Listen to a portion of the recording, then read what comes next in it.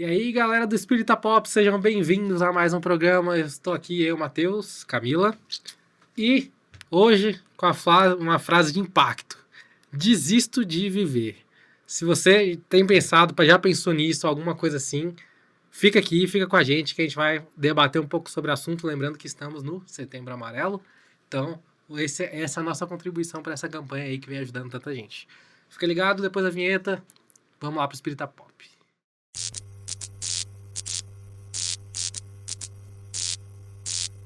Então, Camila, desisto de viver. É complicado, né? Sempre. Essa época do ano é uma época que cada ano eu acho que eu aprendo um pouquinho mais. E é sempre uma época que acho que a gente fica um pouco mais empático com as pessoas, né? E ao mesmo tempo é uma época que a gente sempre tem que lembrar tanto dos nossos amigos que estão passando, né, por dificuldades, quanto também as pessoas que vieram, né, passaram a dificuldade e, infelizmente, né, vieram a desencarnar. Então, eu acho que a gente, como espírita, a gente tem que ter essa consciência dos dois lados, né? Com certeza. E se você está assistindo esse vídeo agora e tá numa profunda dor que te levou a pensar assim, né, Matheus? A gente quer se dirigir especificamente a você, dizer que você caiu no vídeo certo e que, em primeiro lugar, assim, tá abraçado por nós, porque é uma extrema dor que leva a pessoa a pensar em desistir, né? E eu gosto muito sempre de lembrar que não é a ausência de Deus, porque se a gente está aqui num vídeo religioso, né, falando especificamente do espiritismo, mas isso em geral, porque somos cristãos, acreditamos em Deus, que a gente não julgue a pessoa achando que é uma ausência de fé ou uma fé fraca, porque às vezes a dor ela é tão grande que ela se sobrepõe ao próprio conhecimento. Então a pessoa conhece, entende, sabe das consequências, pode até temê-las, mas o sofrimento, a dor é tamanha que nada mais importa. Exato. E a gente nunca pode assumir nada, né? A gente sempre tem que tomar o cuidado que a gente não sabe a dor do outro. Cada um manifesta de uma maneira diferente. E eu acho que no final da história, qualquer sinal de conflito, a gente primeiro dá o apoio, dá aquele suporte, né? Isso. E a partir daí, a gente vai vendo o que pode ser feito, a gente tem muitos caminhos que a gente pode seguir, a gente tem ajuda profissional, então é importante também que as pessoas que estiverem passando por alguma dificuldade ou conheçam alguém que esteja passando uma dificuldade, vejam a possibilidade, vejam se consegue fazer um encaminhamento para os meios certos, né? Então ali, um tratamento psicológico, a gente tem o próprio número, né, do governo, que o Lucas pode deixar aqui na tela, né? A gente coloca na descrição também. Então, eu acho que o apoio em primeiro lugar, porque depois que a gente sente que a pessoa está apoiada, que daí a gente pode tentar entender a raiz do problema. Mas eu acho que no primeiro momento o ponto não é tentar resolver a vida das pessoas, e sim acolhê-las. Né? Uhum. E ela colocar para fora não significa uma promessa de que ao fazer isso imediatamente a dor vai embora ou que essa é a solução, mas esse é um início de um caminho, o início de uma trajetória. Porque guardar para si é ir remoendo aquilo cada vez mais. E muitas vezes, inclusive, a gente vê casos assim que a pessoa nem aparentava estar tão mal, né? Porque não é sobre aparências, é sobre sentimento e é uma coisa interna. Então, esse alerta também para que a gente, sim, esteja atento aos sinais, mas que às vezes eles também faltam. Então, que a gente seja sempre empático, de realmente se importar com o outro, perguntar como ele tá, genuinamente, não no automático, como muitas vezes a gente faz, né? Exatamente. Eu acho legal, essa parte que você falou também, né? A pessoa colocar pra fora, eu acho que é uma das coisas que eu aprendi no período que eu fiz terapia ali também, é uma coisa que às vezes a gente fica colocando as coisas pra dentro e a gente pensa que a gente entende aquilo que a gente tá vendo, que aquilo que a gente tá sentindo, que a gente tem uma visão daquilo. A partir do momento que você coloca pra fora, que você se escuta, você pensa, tipo, cara, talvez não faça tão sentido isso que eu tô falando. Então, cara, talvez não seja exatamente do jeito que eu tô pensando. Então, só de dar essa oportunidade das pessoas colocarem pra fora já é um processo em que ela começa a se verificar, começa a se reanalisar e começa o processo, às vezes, de cura. Não necessariamente a pessoa vai sair curada de um desabafo, mas ela vai começar a ter uma reflexão de, cara, será que não tem outro caminho, né? Sim, enxergar outras perspectivas e extravasar. Porque, querendo ou não, é uma dor muito grande que às vezes também tem ali raiva, tem desespero, tem Uhum. tudo. E só o fato de falar sobre isso, de colocar pra fora todos esses mistos de sensações, a pessoa ali, ela já sente uma espécie de alívio, Uhum. que não é a ausência da dor, mas uma espécie de alívio. Sim. E, em segundo lugar, que a gente não tá querendo mensurar dor, né? Porque dor é dor. Sim. Então, não tem nada que a pessoa vá falar que vá parecer que é pouca coisa, que é frescura. Não é frescura. Se tá doendo, é isso que importa. Se a Uhum. pessoa tá sentindo, é isso que Sim. importa. Então, que se sintam acolhidos, mas a gente também vem falar dessa fortaleza que muitas vezes no momento de dor a gente não percebe que tem, Uhum. que é esse amparo da espiritualidade. Sim. E sempre eu lembro imediatamente daquela passagem que Jesus nos fala, né, falou, e aí a gente carrega isso até hoje, de que não há dor maior que nos seja dada, ou seja, uma cruz maior que nos seja dada, que nós não possamos carregar.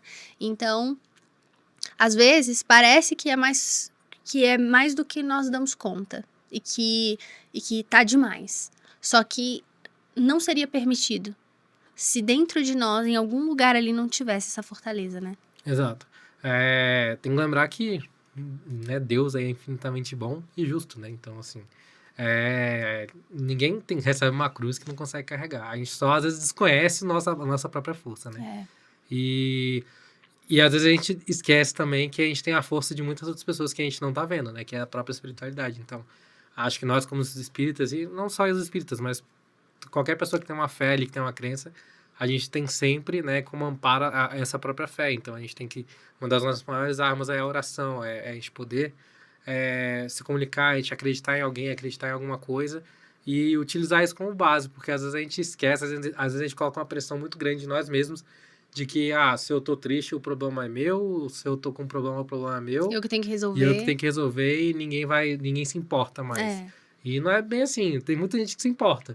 Basta você colocar pra fora pra pessoa ter a noção, porque infelizmente nós não temos, às vezes, a capacidade de enxergar em todo mundo, A né? vidência, né? Exatamente. Então, algumas pessoas conseguem, outras não. Então, a gente tem que deixar claro, né? E a espiritualidade maior, ela respeita muito o nosso livre-arbítrio. E ela quer muito ajudar, ela tá ali a postos pra isso, mas ela respeita o nosso momento de querer ser ajudados. Sim. Então, é claro que uma parte desse esforço vai ter que vir de nós.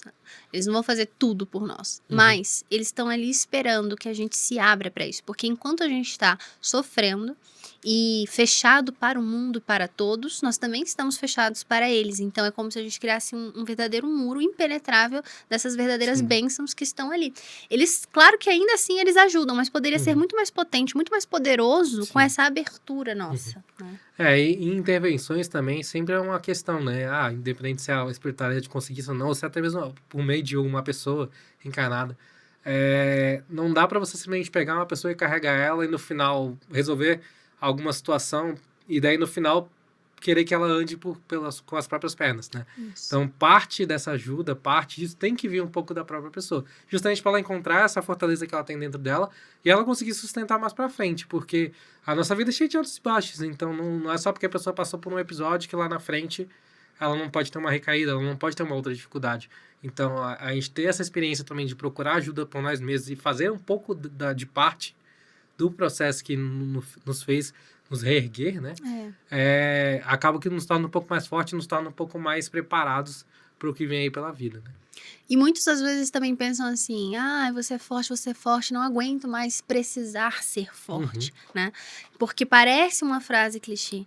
Sim. E nesse sentido, a gente relembra essa fortaleza, ela tá ali, mas não, a pessoa não precisa ser forte o tempo todo, né? Ela não precisa dar conta de tudo o tempo todo.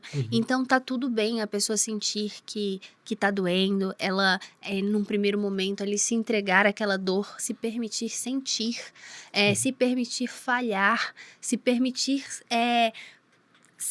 se entregar a todas as sensações que envolvem esses momentos. E isso não o torna fraco, não o torna inútil, não o torna imprestável, enfim, qualquer outro sentimento que venha à tona por causa disso. Que a pessoa se permita, né? Sim.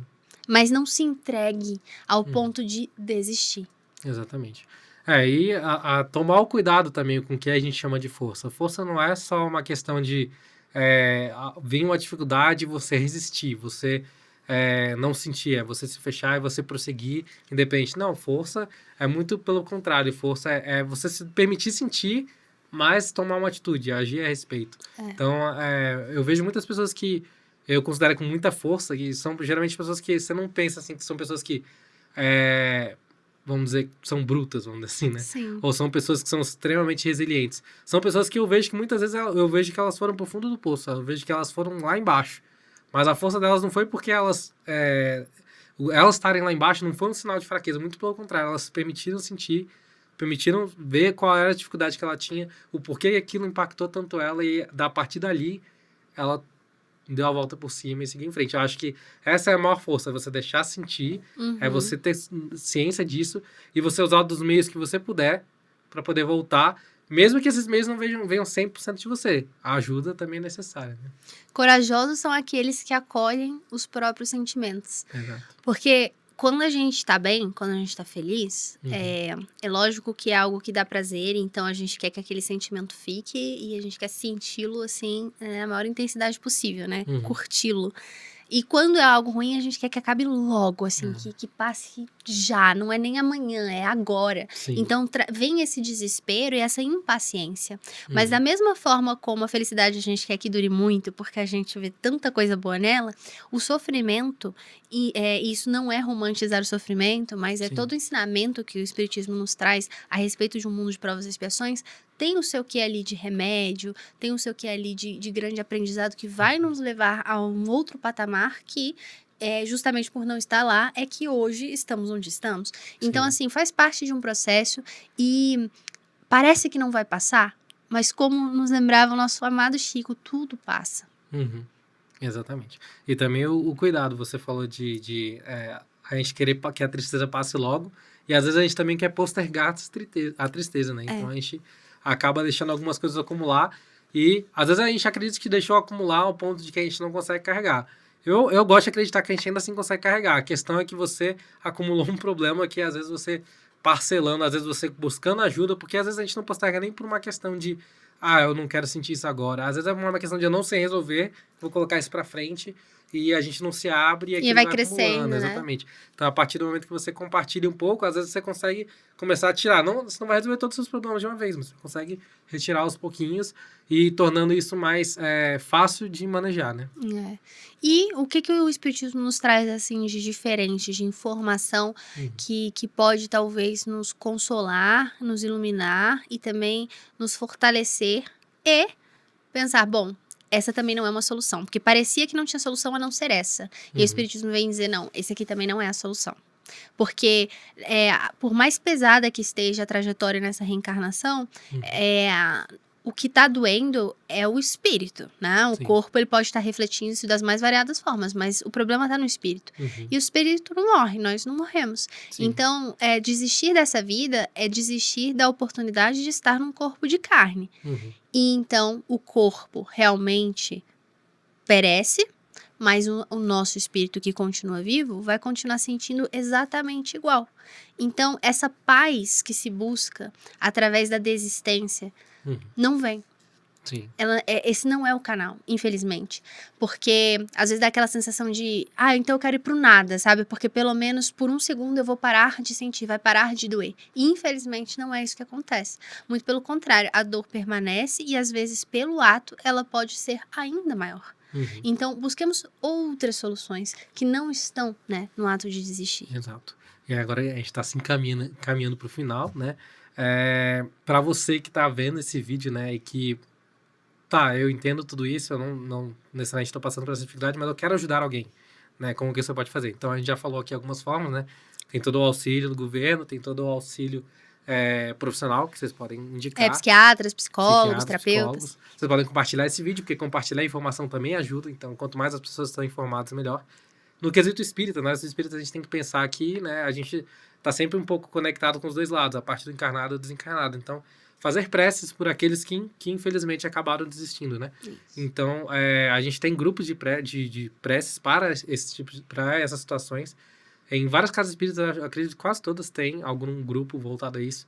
Aqui na Comunhão mesmo, aos domingos, né, tem toda uma palestra que é toda voltada para essa temática, prece para os nossos irmãos que desencarnaram por meio da desistência da vida. Então, Tem tratamento, acho que né? Grupos de tem tratamento.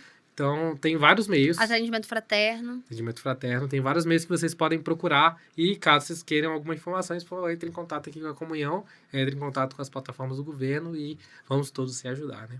É isso aí. Infelizmente, o nosso tempo deu, mas o que a gente quer deixar aqui é que o nosso amor se irradie nesse momento, chegue a cada coração que está ouvindo a gente, a cada familiar, a cada ente querido que talvez esteja passando por isso, e a todos os nossos irmãos, né, encarnados e desencarnados, que estejam vibrando nessa sintonia, que possam ser iluminados e abençoados pelo nosso Pai. Exato. Fiquem bem, pessoal. Até a próxima.